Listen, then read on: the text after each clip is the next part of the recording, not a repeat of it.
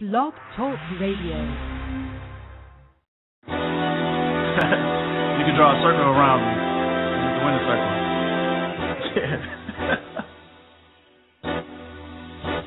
I see why you're casting on me. Your girl wants to be with me 'cause I'm fresher. I see why you're waiting on me. Your girl wants to be with me 'cause I'm fresher. Hey. Yeah, cleaner than a whistle. Got you hater cowards all sour like a pickle. Crisp like a Detroit hat. My D-boy swag gives me more shag and then Austin. Thank you so much for tuning in, and that was just a little snippet of a nice song by my guest that I have with me today. His name is Ray, and he is with the group MiFamLee, and I hope I'm pronouncing that correctly. They will be performing Sunday evening at 135 West Columbia Street, and it will be a production by Mike Moses Presents. It's a pre-Valentine show. And I'm going to go ahead and get Ray on the line here in just a brief moment. And here we go. Hey, Ray, this is Nikki. How are you? I'm doing very well. How are you? I'm doing good. Thank you so much. And did I pronounce that correctly? Yeah, that's correct. MiFamLee. It just spelled a little funny. Okay, because when I saw it, I was like, MiFamLee, or is it My Family? Yeah, I was trying to think of a cool way that we could spell it where, you wouldn't type in MiFamLee and find everything on Google about anything related to anyone typing MiFamLee, so we just spelled it different to distinguish ourselves. Okay, well, you definitely did that. Well, let's get right on into it. Tell me a little bit about your group and how did you all get started? Well, actually, the group is comprised of myself and my brothers, and then we have some band members, but we all pretty much grew up around each other, so it's a play on words, but it's really a true statement. It's actually my family. Okay. All right. And how long have you all been performing together? Well, professionally, probably since 2006, but most of my life we've been performing in the basement for our aunties and our uncles. You said in the basement. Yeah, our house was the house where people would come over and the barbecues happened at our house all the time. So my brothers and I and, some of our cousins, we, do songs off of the radio and do a small showcase for our aunts and uncles. Okay, and you always got the, boy, get up there and sing. Y'all get up there. Oh, yeah. Do that dance y'all did earlier. Yeah, we get that. We get that a lot. That's a lot. That's how a lot of groups get started. So it's definitely great for those humble beginnings. Oh, yeah. All right. Well, tell me just a little bit about your group. Who is your group? I know you said your family members, but give me some names of, the people that make up MiFamLee. Oh, okay. Sure. It's my brother Brandon, my brother Byron, and my brother Jeremy, and then myself. And then our band members are Jason, Gerald, Tobias, and our bass player is a young lady named Dorinda. Oh, and, young lady in there. Okay. Yeah, she's a bass player. Of all instruments, the bass player is a lady. So it's pretty cool. Really, our music is really just about having a good time. We're from Detroit, but just the focal point of everything that we do is just promoting good times. And the basis of what we do is that, I love my life and I love my family. And just something that people could latch on to, by engaging with us, by having a good time with us, you become a part of our family. And we only do things with our family, so we include everyone with our family. And it's just a good vibe. So it's just I love my life, I love my family, and the music displays that. All right. Sounds good. Well, I had an opportunity to listen to some of your music. And for the listeners out there, if you want to download any of their music, you can download the music from Amazon.com. You can also find them on iTunes, and that's where I found you at, on iTunes. and it's definitely for the grown and sexy crowd. Am I hitting it on the head? Yeah. Yeah, it's grown-up music. It's definitely grown-up music. I don't think any of our records will play on Nickelodeon or Disney. It's definitely grown and sexy music because, that's just the phase of life that we're in right now. We're adults. We're having a good time, dating, partying, meeting women, that type of thing. So the music is about, it's a lot of love songs, and then there's a lot of interesting songs about things that have happened in our lives. So the name of the album is My Crazy Life, and basically most of the songs are just interpretations of things that actually happen or our thought process during this period of our life. Okay. Now, do you have any current projects besides this one going on, or do you have like tours or anything coming up? Yeah, actually we are in about 12 cities starting in March, and we're coming out to Fort Wayne from Detroit, and then after that we're going to Wichita, and we have a show in Vegas March 16th. So we're getting around the country a little bit: Columbus, Charlotte, North Carolina, Atlanta. But you can, if you guys can follow what we're doing. It's on www.MiFamLee.com. That's MiFamlee. The site will be launched actually over this weekend, and you'll be able to keep up with our tour dates and things of that nature. So yeah, we're making some ground. This is like the beginning of the campaign. So this is actually a relatively new project. We actually released it December 28th, and now we're just making strides to promote it. Okay. Give us that website once again, just so everyone can catch that. Oh, okay. It's www.MiFamlee.com, and that's spelled MiFamlee. Okay. I almost messed it up myself. Now, see, that's not good. All right. Well, I do have some questions for you. Of course, it wouldn't be an interview without any questions. That's fine. So it's time to get into the real nitty-gritty here. I'm for it. All right. Well, tell me about some of your role models. Role models, people I look up to. Barry Gordy from Detroit. I think he did some great things for our city. Definitely an inspiration for the things that we've done.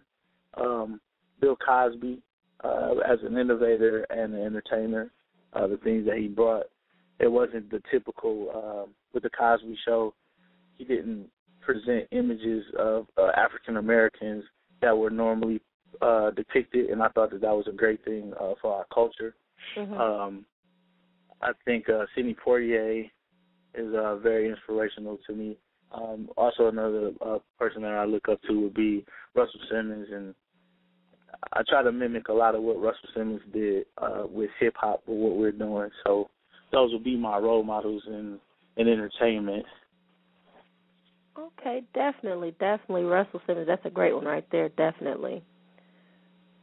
All right, now. He does a great job of, it starts with music, but it's into philanthropy, culture changes, political activism, and those are the type of things that we're going to be involved in, as well as my family, working with the kids, helping to promote awareness about financial security, about education, about your health statuses, with HIV and things of that nature. So we'll be doing a lot of things, promoting awareness for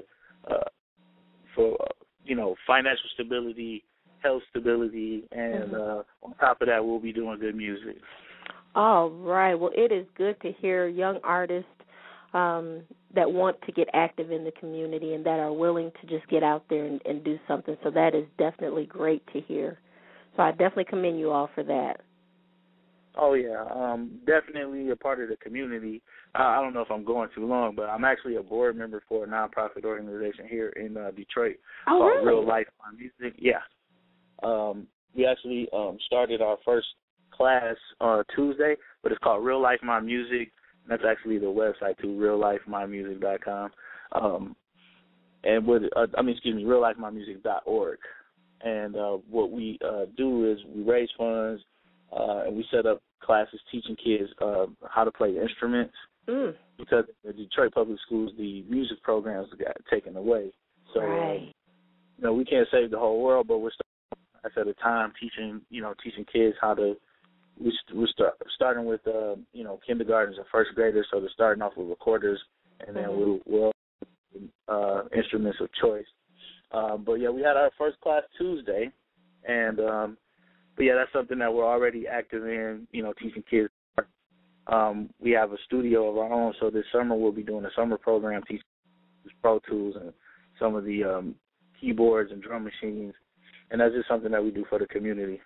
Okay, well, I definitely loved hearing those types of things. It's like I said, it's great when young people give back to their community, and it's really an inspiration when artists say, well, hey, I've gotten this far, and I want to give back to my community. So that's definitely a great thing to hear. How did you decide that the music business was the profession that you wanted to dabble into? It's early on, like our dad's a singer, a jazz singer. He sings here locally in Detroit. So I'd say, watching him do performances and work at some of the clubs around the city was maybe a subconscious inspiration. And then about 10 years ago, I guess that was 12. It was 12 years ago now. I used to be heavy in the finance. Yeah, I know. But it was actually October 28th, 2000. I was in a group with two of my best friends, and we had our concert in a recreation center in Tulsa, Oklahoma. And because I went to college there. And we had a concert, and that night, a lot of people had a great time. Their lives were changed. I got to pay all my friends, and then I made $1,200 that night. And I said, entertainment, I think this is what I want to do. I got to play music and do stuff with my friends. I got to be able to pay them, and everybody that came had a great time, and I walked away with money. It was like, okay, I think I'm going to do music. Well, I mean, if you love what you're doing and you get paid for it, that's the way to go. Right. And, I love hanging with my friends and family. I love music, and I like to make money. So when it all happened at one time, I just, it was like a match made in heaven for me. Well, now, okay, so you're a professional musician. What is your biggest struggle right now being a professional musician? Competing, because as an independent, the larger companies have a larger budget, so they can spread around a little bit faster. They can pay people a lot more money. So the biggest struggle is really just getting awareness from city to city, from state to state about your project, from a funding and a financial standpoint. So that's a big struggle as a musician. It's just trying to get to everyone at the same time. You may not be able to keep up with what Atlantic Records is doing. So to compete in this industry, even if you shoot a really good video, it's still hard to get it on 106 and Park unless you're in the right distribution chain. Right. Okay. All right. So just kind of busting into that mainstream is the bigger struggle for you.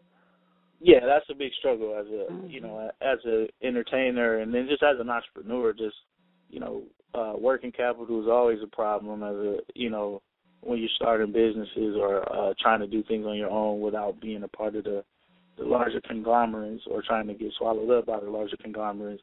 You always have issues with funding and expansion and cost, and trying to keep your costs balanced and live your life without going upside down. So those are some of the struggles. Okay. Well, what do you have to say to anyone that's trying to do what you're already doing? Hold fast to your confession of faith. Oh, goodness. That's what I would say. Hold on to the dream that you have in it's the dream that you have in your mind, that you hold on to it, because if you believe it, then it'll happen.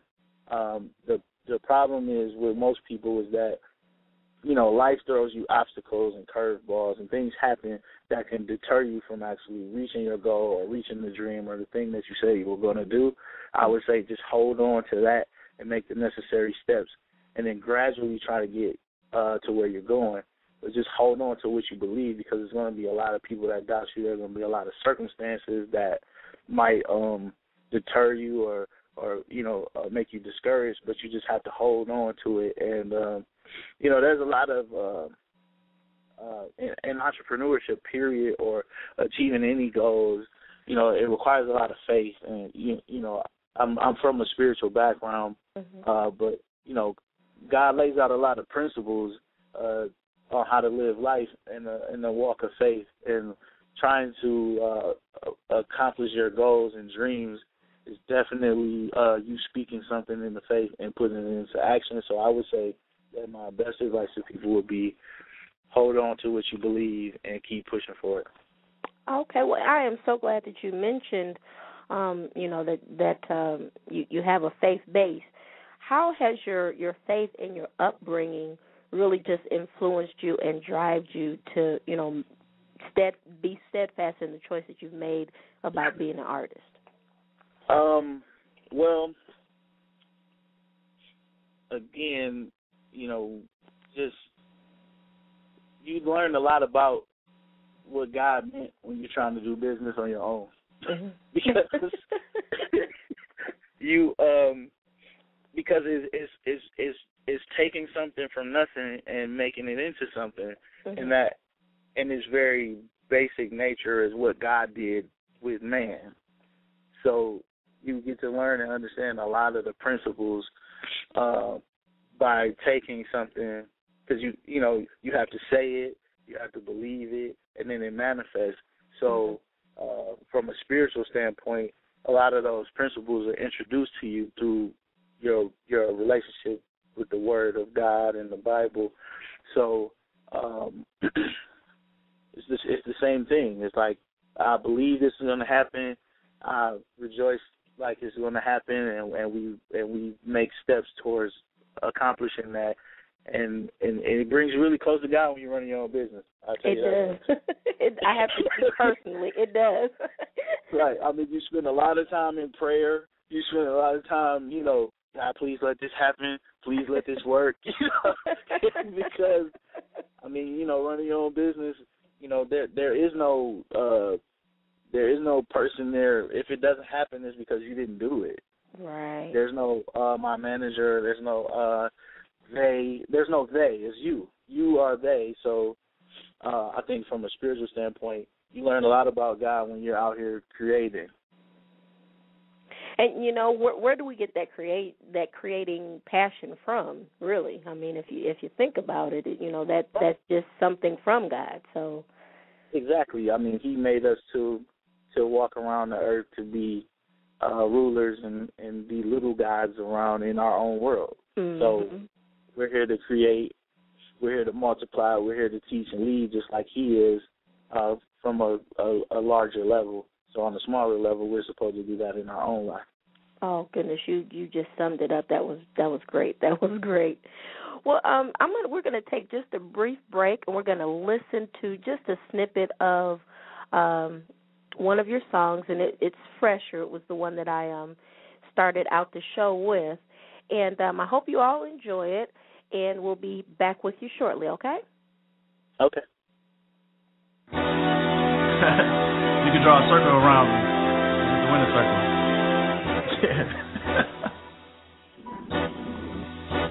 I see why you can't only me. Your girl wants to be with me 'cause I'm fresher. I see why you ain't only me. Your girl wants to be with me 'cause I'm fresher.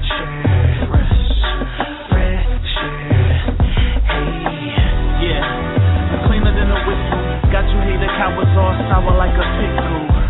Crisp like a Detroit hat. My D-boy swag gives me more shagging than Austin Powers. I'm groovy, baby. I know you wanna do me, baby. You a cutie, baby. We can make a movie, baby, but only if it boosts my career, though. Here we go again, arrogant, so stuck up, no stuck up. Won't talk to you if your toe scuffed up. On your shoe misses and your bra and your panties gotta match two chickens. To be seen with me, you gotta be as clean as me, and I ain't being mean. you ever seen the D? It's a million of us, but they ain't as clean as me. I see why you're casting on me. Your girl wants to be with me 'cause I'm fresher. I see why you're waiting on me. Your girl wants to be with me 'cause I'm fresher. Hey. Yep, I'm cleaner than the Board of Health. So much swag, I can't keep it to myself. Yep, so I'ma go nuts. So much that I'm on my own nuts, no homo. This is real life, no promo, and it's not made up. And I do it like this every day I wake up.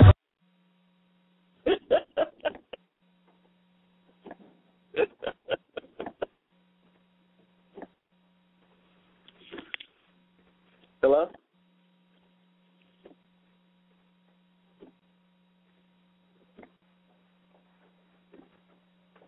Hello? Oh. Hello? Hello? Oh, okay. I thought I had lost you for a second. No, I was trying to get back here. I didn't want to give them too much. I was cracking up because, like, Fresher is probably one of our most, like, arrogant, braggadocious songs, and we just finished talking all this spiritual stuff. That's okay. I thought that was hilarious. That's okay. But I like the song. I mean, when I heard it, I was like, ooh, that's got some swag to it. Oh, yeah. Well, you know, like I said, a lot of people, there's a lot of talented people in Detroit. There's a lot of talented producers and, like, people that we grew up with that do great music. Mm-hmm. And a lot of times, you know, people are surprised to hear, like, the records that we come out with. And it doesn't sound like local music from, you know, from anywhere. So it's just refreshing to hear someone say that they like the song, and, you know, just from the origins of when we created the record and everything. So it's a blessing. I'm just thankful that you say you like the song. I did. I enjoyed that. So that was the one that I picked out. I said, oh, I like this one right here. So I downloaded it. I paid for it. I downloaded it. Oh, that's cool. I got it off iTunes. So that's why I was telling everybody, you can go to iTunes and find the whole album. Okay. But, yeah, that's great. I do have one topic that I definitely want to hit on just a little bit before I let you go.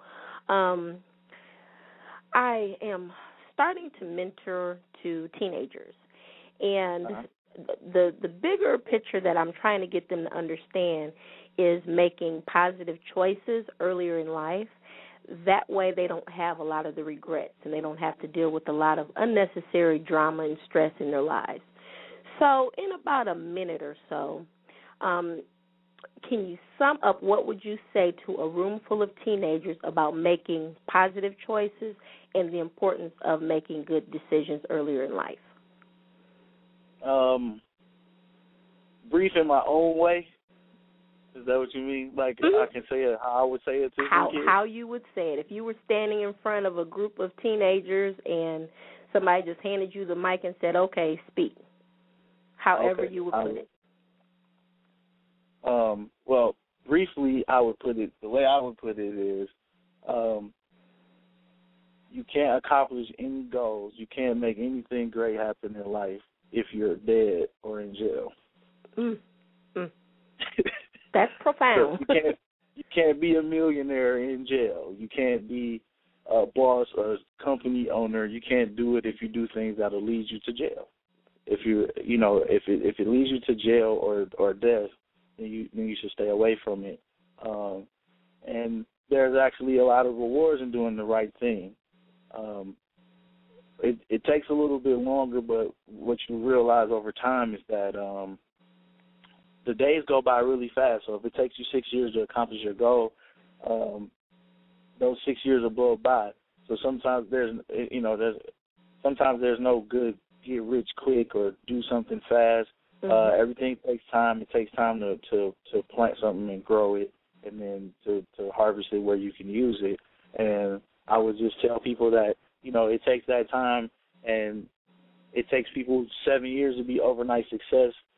So you take your time to do what you need to do to become an overnight success, and you can't be a success in jail or dead. Oh, goodness, that's so profound. Definitely cannot.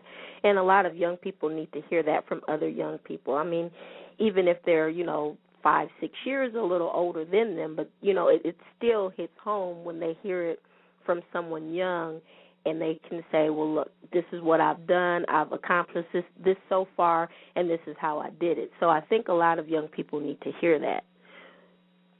Oh, yeah. And then I would also say that you don't have to do music or play basketball or football to be a millionaire or live a wealthy life.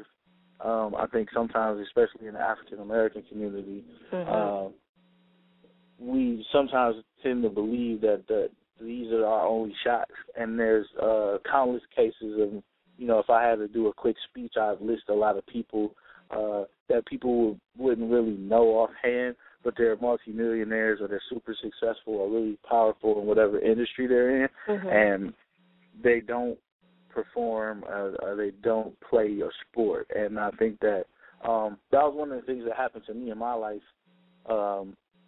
When I was 15 years old, my first job was at Smith Barney, a brokerage firm, and I was like a junior broker intern. But at this job, I met a guy named Mark Willis. He was from the projects in Chicago.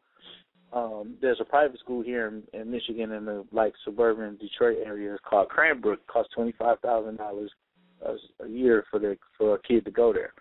Now this guy, Mark Willis, was from the projects in Chicago. He was a black guy. He was married to a black lady, and they have 5 black kids, and all 5 of those kids go to Cranbrook, and it's a $25,000 per year school per child. His name is Mark Willis, and his annual salary is $1.2 million, plus he gets the commission off of the people that work for him. Wow. But it was amazing to me. At 15, I got to meet this guy, and then he introduced me to about 12 other black guys who were multimillionaires, and none of them I had seen on TV. Wow. And that's another thing that we're going to do with our program, Real Like My Music, is I'm going to bring people in there like that to expose the kids to other opportunities, because, everybody's not going to be a Lil Wayne, but, there's more opportunities for you to become Lil Wayne's boss. That's a good one. You know what I mean? So right. There are people that make way more money off of Lil Wayne than Lil Wayne. So I like to expose the kids and anyone that I talk to those type of opportunities, because you don't have to be up there singing. You don't have to be up there rapping if that's not your skill. Your skill might be project management. Your skill might be, writing content or developing the marketing plans. And there's huge opportunities. There's lots of power. And there's lots of financial gain from those particular areas as well. And if I had a chance to talk to some kids, that would be what I'd say to them. All right. Well, you know what? You have been a wonderful guest. I definitely thank you so much for your words of wisdom. Once again, just to let everybody know, give me the name of your group again. It's MiFamLee. It's MiFamlee. You can find us on MiFamLee.com. Follow us on Twitter at MiFamLee. And we'll be there Sunday. It's Columbia Street West is the name of the place. Right, it's 135 West Columbia Street. Okay, and then we'll be there having a good time, playing some music. We'll do some cover songs that you know and love, and then we'll play a lot of the music from our actual album. So if you can make it out there Sunday night, come and have a good time with us. And special thank you and shout out to Mike Moses.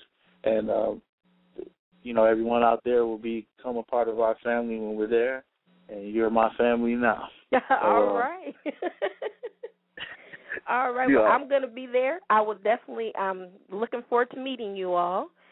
And I think we have about 20 seconds to wrap everything up. Oh, I'm sorry. I didn't mean to talk too long on your show. I'm sorry. You did great. You did exactly what I needed you to do. Oh, okay. No, you did great. I picked the right one. Okay. Well, I'm glad everything went to your likings, and I'll see you Sunday. All right. Well, thank you so much. I will see you on Sunday. And thanks, everyone, for tuning in. All right. All right. Bye-bye.